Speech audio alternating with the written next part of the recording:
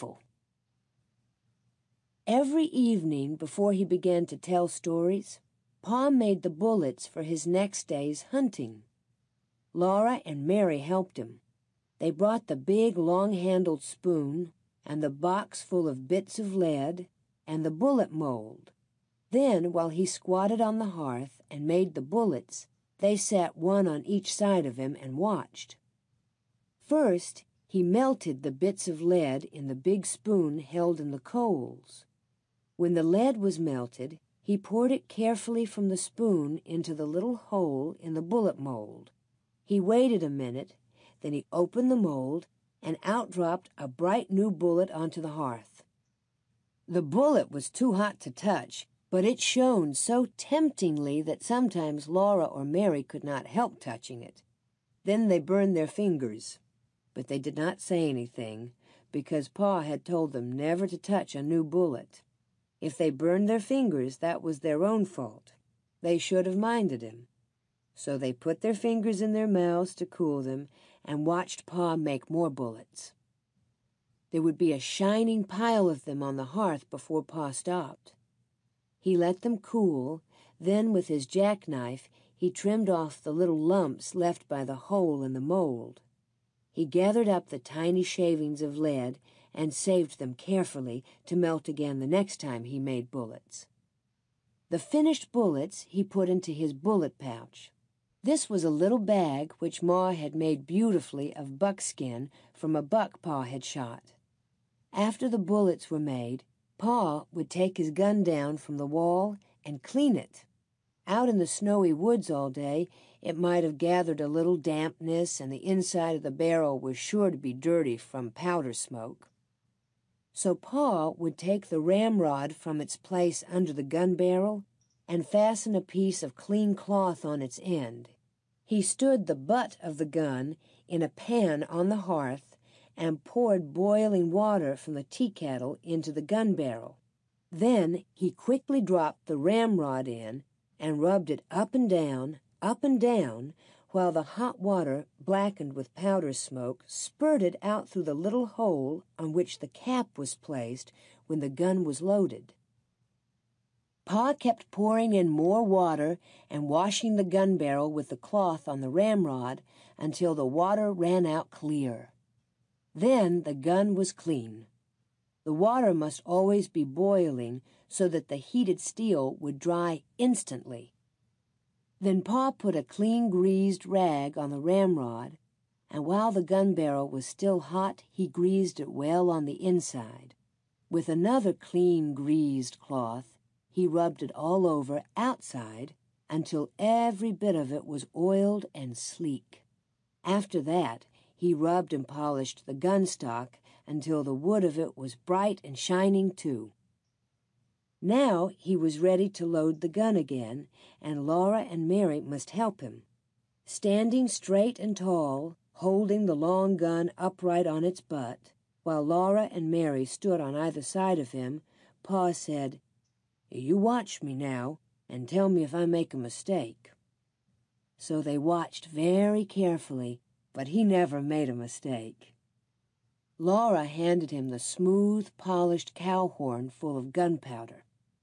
The top of the horn was a little metal cap. Pa filled this cap full of the gunpowder and poured the powder down the barrel of the gun.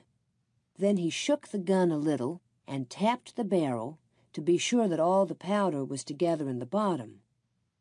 "Where's my patch box?" he asked then, and Mary gave him the little tin box full of little pieces of greased cloth. Pa laid one of these bits of greasy cloth over the muzzle of the gun, put one of the shiny new bullets on it, and with the ramrod he pushed the bullet and the cloth down the gun barrel. Then he pounded them tightly against the powder. When he hit them with the ramrod bounced up in the gun barrel, and Pa caught it and thrust it down again. He did this for a long time. Next, he put the ramrod back in its place against the gun barrel. Then, taking a box of caps from his pocket, he raised the hammer of the gun and slipped one of the little bright caps over the hollow pin that was under the hammer. He let the hammer down slowly and carefully. If it came down quickly, bang, the gun would go off. Now the gun was loaded, and Pa laid it on its hooks over the door. When Pa was at home, the gun always lay across those 2 wooden hooks above the door. Pa had whittled the hooks out of a green stick with his knife and had driven their straight ends deep into holes in the log. The hooked ends curved upward and held the gun securely. The gun was always loaded and always above the door so that Pa could get it quickly and easily any time he needed a gun. When Pa went into the big woods, he always made sure that the bullet pouch was full of bullets and that the tin patch box and the box of caps were with it in his pockets. The powder horn and a small sharp hatchet hung at his belt, and he carried the gun ready loaded on his shoulder. He always reloaded the gun as soon as he had fired it, for, he said, he did not want to meet trouble with an empty gun. Whenever he shot at a wild animal, he had to stop and load the gun, measure the powder, put it in and shake it down, put in the patch and the bullet, and pound them down, and then put a fresh cap under the hammer before he could shoot again. When he shot at a bear or a panther, he must kill it with the first shot. A wounded bear or panther could kill a man before he had time to load his gun again. But Laura and Mary were never afraid when Pa went alone into the big woods. They knew he could always kill bears and panthers with the first shot. After the bullets were made and the gun was loaded, came storytelling time. "Tell us about the voice in the woods," Laura would beg him. Pa crinkled up his eyes at her. "Oh, no," he said. "You don't want to hear about the time I was a naughty little boy." "Oh, yes, we do," Laura and Mary said. So Pa began. The story of Pa and the voice in the woods. When I was a little boy, not much bigger than Mary, I had to go every afternoon to find the cows in the woods and drive them home.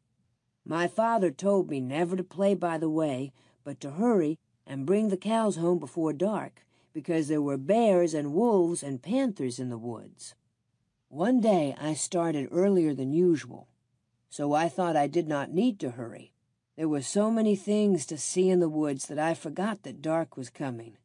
There were red squirrels in the trees, chipmunks scurrying through the leaves, and little rabbits playing games together in the open places. Little rabbits, you know, always have games together before they go to bed. I began to play I was a mighty hunter, stalking the wild animals and the Indians. I played I was fighting with the Indians until the woods seemed full of wild men, and then all at once I heard the birds twittering, "Good night." It was dusky in the path and dark in the woods. I knew that I must get the cows home quickly, or it would be black night before they were safe in the barn. And I couldn't find the cows. I listened, but I could not hear their bells. I called, but the cows didn't come. I was afraid of the dark and the wild beasts, but I dared not go home to my father without the cows. So I ran through the woods, hunting and calling. All the time the shadows were getting thicker and darker, and the woods seemed larger, and the trees and the bushes looked strange. I could not find the cows anywhere. I climbed up hills, looking for them and calling, and I went down into dark ravines, calling and looking. I stopped and listened for the cowbells, and there was not a sound but the rustling of leaves. Then I heard loud breathing and thought a panther was there in the dark behind me, but it was only my own breathing. My bare legs were scratched by the briars, and when I ran through the bushes, their branches struck me, but I kept on looking and calling, "Suki! Suki!" "Sookie! Sookie!" I shouted with all my might. "Sookie!" Right over my head something asked, "Who?" My hair stood straight on end. "Who? Who?" the voice said again. And then how I did run! I forgot all about the cows. All I wanted was to get out of the dark woods to get home. That thing in the dark came after me and called again, "Who?" I ran with all my might. I ran till I couldn't breathe, and still I kept on running. Something grabbed my foot, and down I went. Up I jumped, and then I ran. Not even a wolf could have caught me. At last I came out of the dark woods by the barn. There stood all the cows, waiting to be let through the bars. I let them in and then ran to the house. My father looked up and said, "Young man, what makes you so late? Been playing by the way?" I looked down at my feet, and then I saw that one big toenail had been torn clean off.